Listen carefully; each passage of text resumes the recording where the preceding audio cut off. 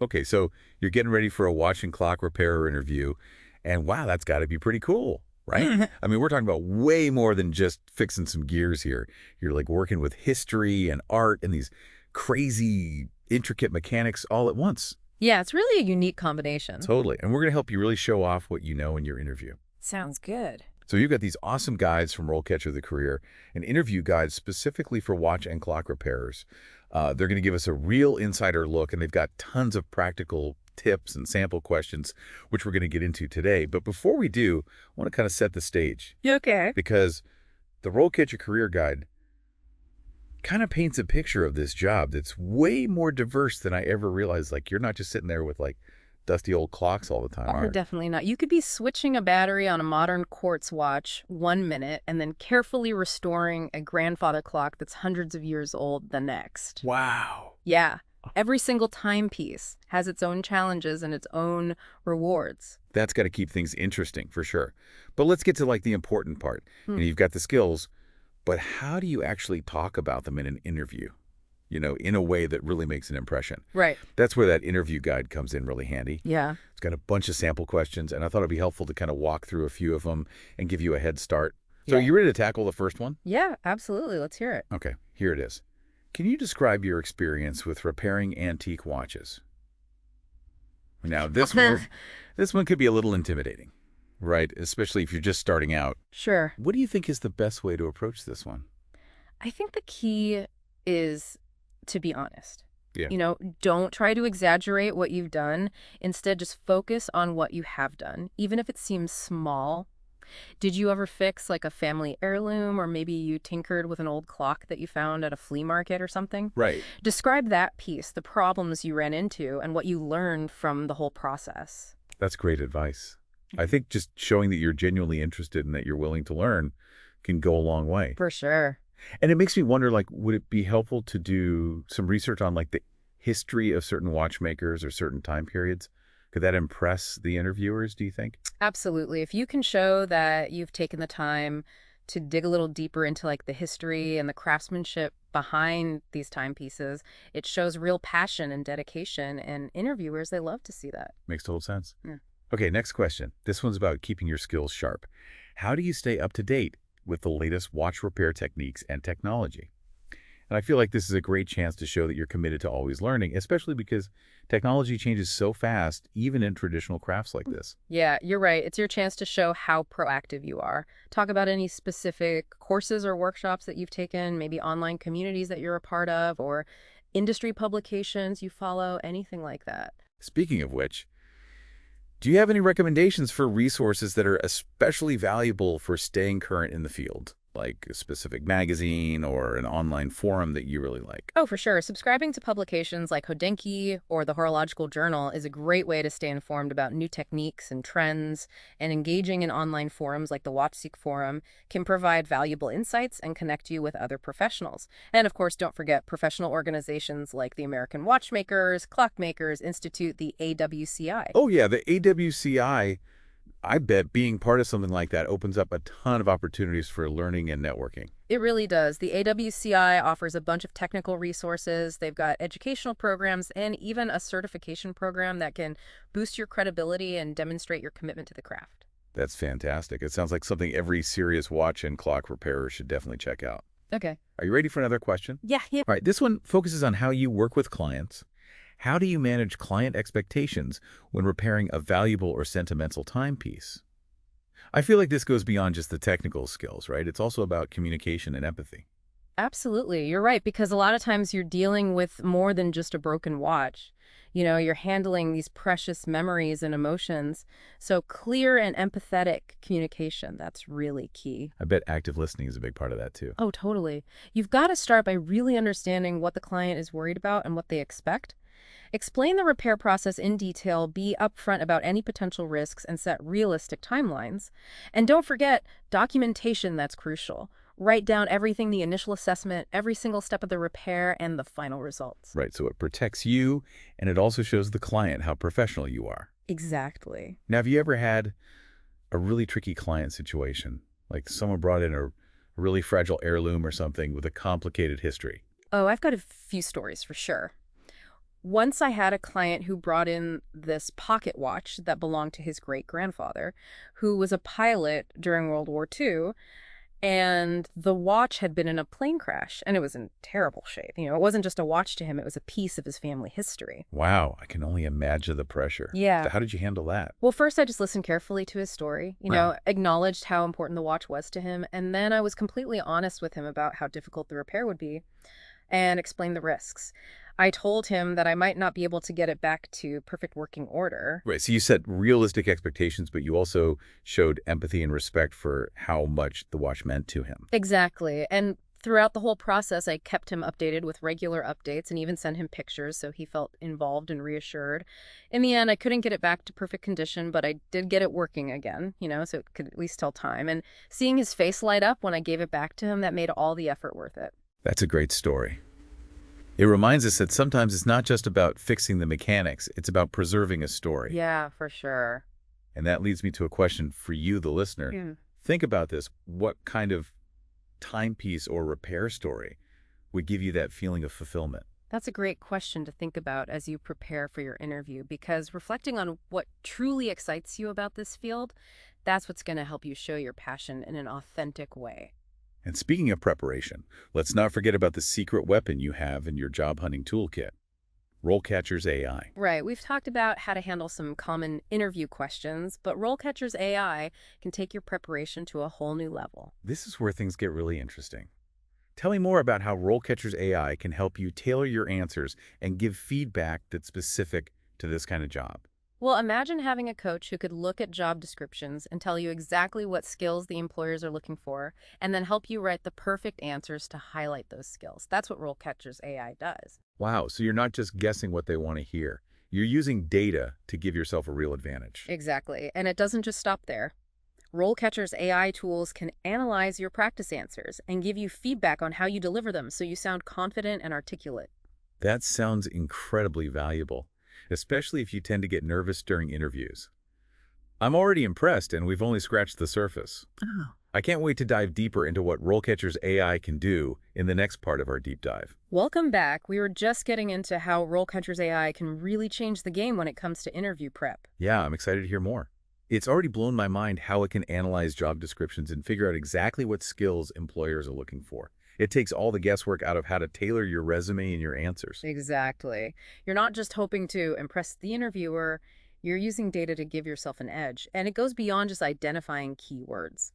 RoleCatcher's AI actually understands how those skills fit into the specific job role. So it's not just saying, oh, I'm good at problem solving. It's showing how your problem-solving skills are directly relevant to the challenges you'd face in watch and clock repair. Precisely. For example, if the job description really emphasizes experience with antique watch restoration, RoleCatcher's AI might suggest that you highlight specific repairs you've done on vintage timepieces or mention your knowledge of historical watchmaking techniques. That's incredible. It's like having a personalized cheat sheet for every single interview. Hmm. But what I find even more fascinating is RoleCatcher's AI-powered feedback system.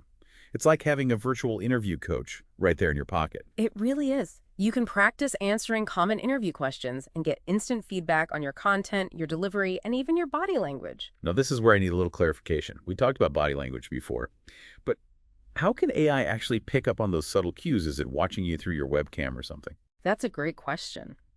RoleCatcher does give you the option to record your practice answers with video, and their AI analyzes those recordings to look for things like eye contact, posture, and hand gestures. So it's not just about what you say, it's also about how you say it. I remember when I was interviewing, I would get so nervous that I'd fidget and avoid eye contact. If I'd had AI feedback to point those things out back then, it would have been so helpful. Those nonverbal cues can really make a difference in how the interviewer sees you. RoleCatcher's AI helps you become more aware of those habits and gives you practical tips for improvement. This is all starting to sound a little bit like science fiction. It's amazing how AI can be used to help people get ready for something as personal as a job interview. It really is transformative, but even with all the technology in the world, it's important to remember that the human element is still crucial. What do you mean by that? Well, RoleCatcher's AI can give you amazing guidance and feedback, but it's up to you to bring the passion, the enthusiasm, and the genuine interest in watch and clock repair. That makes sense. AI can help you polish your presentation, but it can't replace your authentic love for what you do. Speaking of which, let's shift gears back to some general interview tips. You mentioned earlier that highlighting your attention to detail is essential in this field. Can you elaborate on that? Of course, watch and clock repair is all about precision, patience, and an eye for the smallest details. So when you're answering questions, be sure to give specific examples that show how meticulous you are in your approach. For example, could you talk about a time when you spent hours carefully reassembling a complex watch movement, or how you organize your tools with absolute precision? Exactly. Those little details can say a lot about your work ethic and why you'd be a good fit for this profession. And it shows the interviewer that you're not just someone who can follow instructions. You're someone who takes pride in doing things right, even when no one's watching. That's a great way to put it. It's about showing that you have the right temperament and mindset for this kind of intricate work. Now, I have another question for you. We've talked a lot about technical skills and attention to detail, but what about the softer skills like communication and client interaction? How important are those in the world of watch and clock repair? They're absolutely essential. As we talked about earlier, you're often working with clients who have a deep emotional connection to their timepieces. It's not just a business transaction, it's a relationship built on trust and empathy.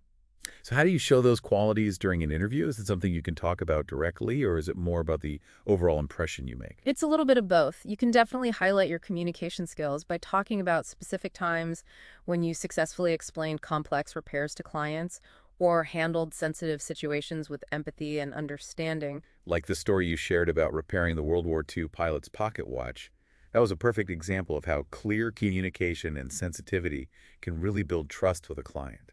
Exactly, but it's also about your overall demeanor during the interview.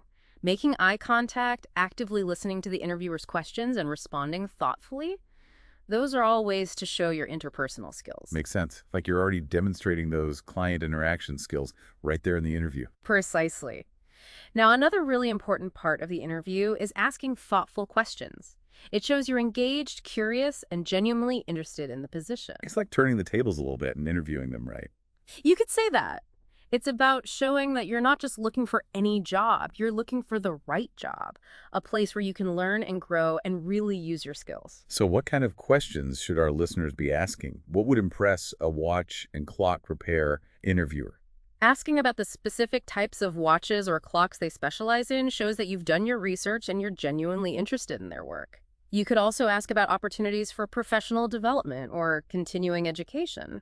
That's a great point. It shows that you're thinking about the future and that you're serious about getting better at what you do.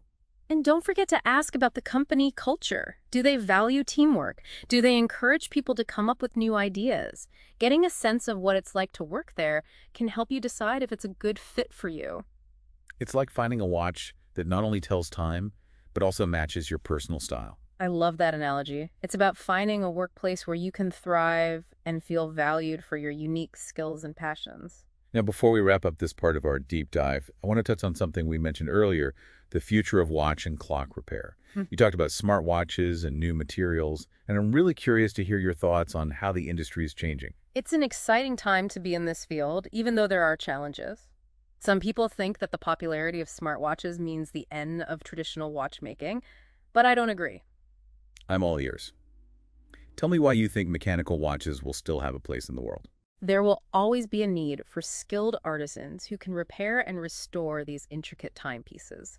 They represent a connection to history, to craftsmanship, and to a slower, more deliberate way of life. It's like the difference between a mass-produced print and a hand-painted masterpiece.